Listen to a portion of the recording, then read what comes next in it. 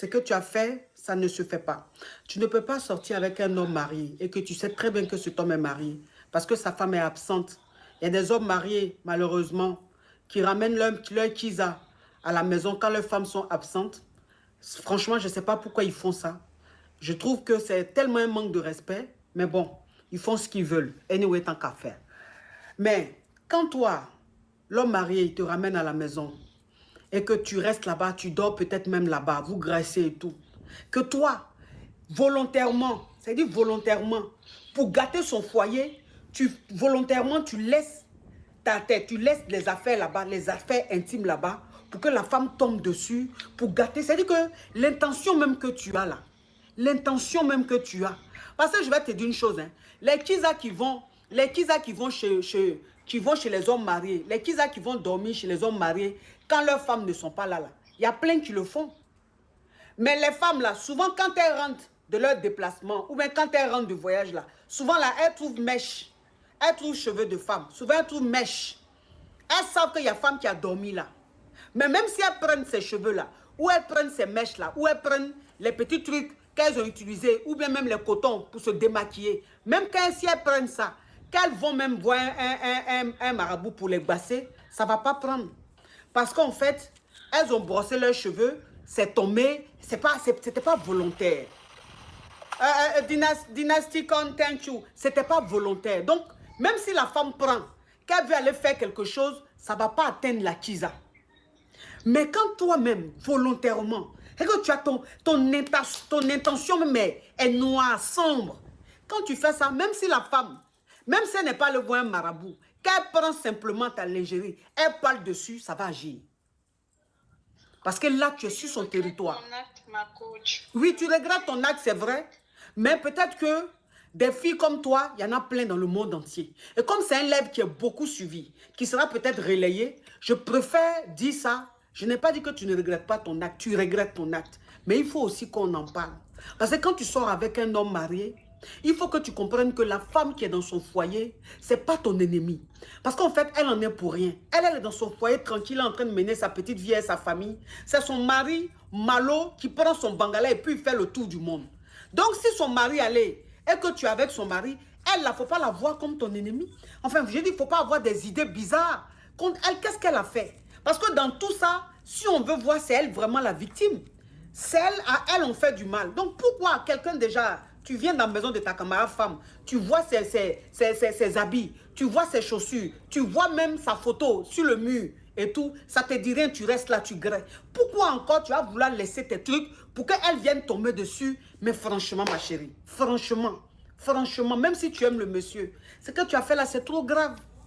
Ce que tu as fait là, c'est trop grave. On ne fait pas ça. Vous jouez avec la vie, vous les jeunes d'aujourd'hui là, vous jouez avec... Nous, à nos temps là, quand on était jeunes comme vous là, ça nous est arrivé hein, de gueuler avec des hommes mariés. Moi, j'ai été maîtresse dans ma vie. Je ne peux pas m'asseoir devant les gens et puis faire genre, je suis sainte ni touche. Moi, je ne suis pas comme ça. J'ai été maîtresse dans ma vie. Mais à aucun moment, j'ai eu des intentions aussi lugubres. À aucun moment, j'ai voulu manquer de respect à la femme du monsieur. Mais jamais même cette femme même a soupçonné quoi que ce soit. Parce que je connaissais ma place et j'étais toujours respectueuse. À nous, à notre temps là, on était kisa, mais on avait peur. On se cachait. Parce qu'on avait honte. Donc tout ce qu'on faisait là, c'était en cachette. Même quand la femme même nous appelle là, on fait comme si le téléphone là même s'est trompé. Ou bien, en fait, on était... Parce qu'on savait que ce qu'on faisait n'était pas bon. Donc, on était très respectueuse. C'est ce qui a fait qu'aujourd'hui, Dieu nous a bénis. On a eu nos maris et puis on est là. Mais vous, les jeunes filles d'aujourd'hui, là, vous n'avez pas peur de quelque chose. Quand vous faites les choses, vous n'avez pas peur. Hein? Vous n'avez peur de rien. Vous vous comportez comme ça. Moi, je vous dis toujours que la nature même punit. La nature que vous voyez là, ça punit les êtres humains. Vous pensez que je m'amuse, je ne m'amuse pas. La nature dans laquelle nous vivons là, ma petite, les arbres que tu vois, quand tu marches dans le quartier, les arbres que tu vois, les fleurs que tu vois, les plantes que tu vois, tout ce que vous voyez, même les oiseaux, tout ce que la nature, que Dieu a mis dans la nature là, en fait, ils ont un esprit. Et ce sont eux qui sont comme nos juges. Tu comprends? Oui. Ils sont comme nos juges. Donc, la nature nous regarde. La nature nous observe. Quand la nature voit qu'on a un comportement, on ne fait pas de bonnes choses, la nature nous punit. Donc ce que tu es en train de vivre là, même si le marabout même est le marabout le plus nul du monde, ça va marcher. Parce que ce que tu as fait, on ne fait pas. Il faut t'arranger. Appelle le monsieur, l'homme marié, tu l'appelles. Tu lui expliques ce qui se passe. Lui, de toute façon, il ne sera pas choqué. Tu lui expliques ce qui se passe. Et tu lui dis que tu veux rencontrer sa femme. Parce que tant que tu ne demandes pas pardon à la femme du monsieur, ça ne va jamais finir. Tu vas le voir le plus grand marabout de la planète. Tant que la femme, là, elle ne dit pas je te pardonne, ça ne va pas finir. Et tu es très jeune. Tu as quel âge, ma petite? J'ai 26 ans. Ok. Tu as 26 ans, tu es très jeune. Tu as toute une vie devant toi. Donc, il ne faut pas continuer de vivre avec des choses aussi lugubres. Non. Prends ton courage à deux mains. Si tu veux même prendre ta maman, allez chez la femme. Mets-toi à genoux devant la femme. La femme va comprendre que tu es jeune. Donc, c'est des choses qui peuvent arriver. C'est la jeunesse.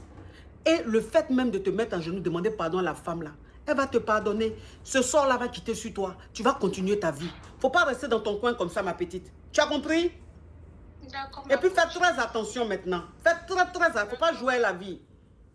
Oui, j'ai compris, ma coach. Je ne veux plus sortir avec les hommes mariés. Je ne t'ai pas dit de ne plus sortir les hommes mariés, mais je te dis simplement que quand tu sors avec un homme marié, il ne faut pas avoir des intentions aussi lugubres. C'est pas bon.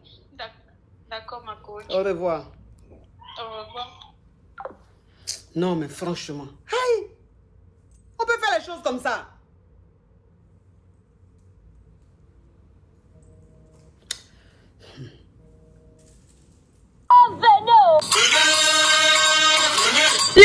Est-ce que vous avez bipé Lionel El Maestro 2.0? Et yo la famille, ici je suis Lionel El Maestro.